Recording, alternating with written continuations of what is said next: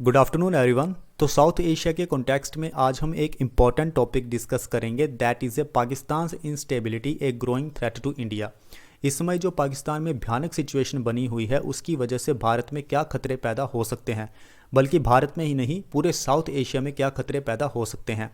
हम सभी जानते हैं कि इस समय पाकिस्तान में सिचुएशन काफ़ी ज़्यादा ख़राब है। इकोनॉमिक प्रॉब्लम्स हैं, टेररिज्म पाकिस्तान में है, पॉलिटिकल पोलराइजेशन हमें पाकिस्तान में देखने को मिल रहा है। सो वन बाय वन हम हर एक पॉइंट को डिस्कस करेंगे। तो चलिए स्टार्ट करते हैं। सबसे पहले हम बात करते हैं पाकिस्तान में इकोनॉमिक सिचुएशन की। Economic situation in Pakistan is dire. बहुत ही भयानक सिचुएशन इसमें पाकिस्तान में बनी हुई है। बेरोजगारी है, महंगाई बहुत ज़्यादा बढ़ चुकी है। The country is facing high inflation, rising unemployment and a large trade deficit. Trade deficit भी बहुत ज़्यादा है, यानी कि पाकिस्तान जो है वो ज़्यादा से ज़्यादा सामान इंपोर्ट कर रहा है लेकिन एक्सपोर्ट बहुत ही कम कर रहा है, जिसकी वजह से जो कर्जा है पाकिस्तान के ऊपर वो बढ़ता जा रहा है। These problems have led to widespread dissatisfaction with the government. Government के प्रति लोगों के मन में डिससेटिस्फैक्शन आ गई है क्योंकि वो चीज़ों को खरीद नहीं पा रहे हैं, इतनी ज़्यादा महंगाई बढ़ चुकी है। And have made it difficult for the government to maintain a stability. उसी हिसाब से फिर सरकार जो है उसके पास पैसा नहीं है, सरकार को डिफ़िकल्ट हो रहा है चीज़ों को मेंटेन करना, स्टेबिलिटी बनाने में डिफ़िकल्टी हो रही है। तो ये सारी चीज़ें हमें पाकिस्तान में देखने को मिल रही हैं। उसके बाद हम बात करते हैं टेररिज्म की। Terrorism is another major challenge facing Pakistan. आप देखते होंगे कि आए दिन पाकिस्तान में आतंकवादी हमले होते रहते हैं। The country is home to a number of terrorist groups. अब पाकिस्तान में बहुत सारे टेररिस्ट ग्रुप्स हैं, जैसे कि हक्कानी नेटवर्क है, लश्कर ए तैयबा है। These groups have carried out attacks in both Pakistan and other countries. अब ये जो ग्रुप हैं, लश्कर ए तैयबा है, हक्कानी नेटवर्क है, ये पाकिस्तान में ही नहीं बल्कि दूसरे देशों में भी हमले करवाते हैं। तो काफ़ी ज़्यादा पॉलिटिकल इंस्टेबिलिटी आ जाती है इन सब चीज़ों की वजह से। कोई भी सरकार है, अगर टेररिज्म है तो कोई भी सरकार ढंग से काम नहीं कर पाएगी अपने लोगों के लिए। The presence of terrorism has led to a increased security measures and has made it difficult for the government to function effectively.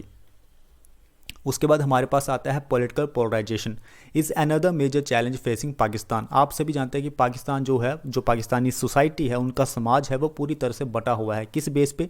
Religious base पे, एथनिक बेस पे, रीजनल लाइंस के बेस पे कि मैं यहाँ से बिलोंग करता हूँ, मैं पाश्तून हूँ, मैं पठान हूँ, इस तरह से वो डिवाइडेड है। So it led to increased political instability. इन सब चीज़ों की वजह से भी पॉलिटिकल इंस्टेबिलिटी आती है और कोई भी सरकार जो है वो ढंग से काम नहीं कर पाती है। It is important to address the root causes of Pakistan political instability in order to improve the country's situation.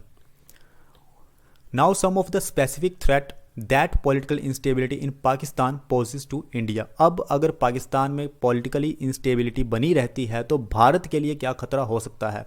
मैंने आपको पहले ही बताया था कि Pakistan is home to a number of a terrorist groups including the Haqqani network and the Lashkar e Taiba. So these groups have carried out attacks in both Pakistan and India.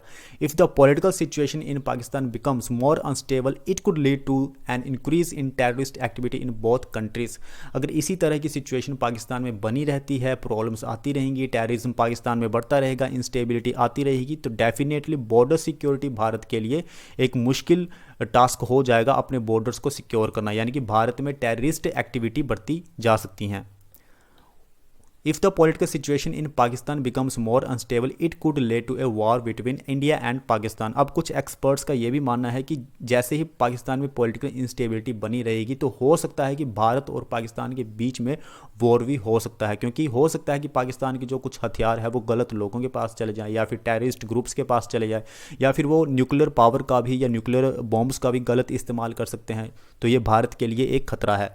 This could make it more difficult for the two countries to cooperate on issues of a mutual interest such as trade and security. अगर पाकिस्तान पूरी तरह से अपनी घरेलू problems में फंसा रहेगा तो वो कभी भी जो पेंडिंग हमारे इश्यूज हैं उनको रिजॉल्व नहीं कर पाएगा, म्यूचुअल इंटरेस्ट की बात नहीं कर पाएगा, ट्रेड की बात भारत के साथ नहीं कर पाएगा, भारत के साथ सिक्योरिटी की बात नहीं कर पाएगा। The actual impact of the instability will depend on A number of factors. ये तो हमने टेंटेटिव फैक्टर्स की बात की कि अगर पाकिस्तान में इंस्टेबिलिटी बनी रहती है तो भारत में ऐसा हो सकता है, साउथ एशिया में ऐसा हो सकता है, पूरे वर्ल्ड में ऐसा हो सकता है।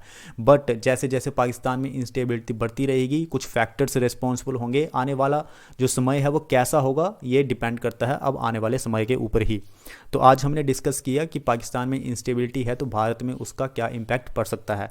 नेक्स्ट वीडियो में हम मिलते हैं। Thank you.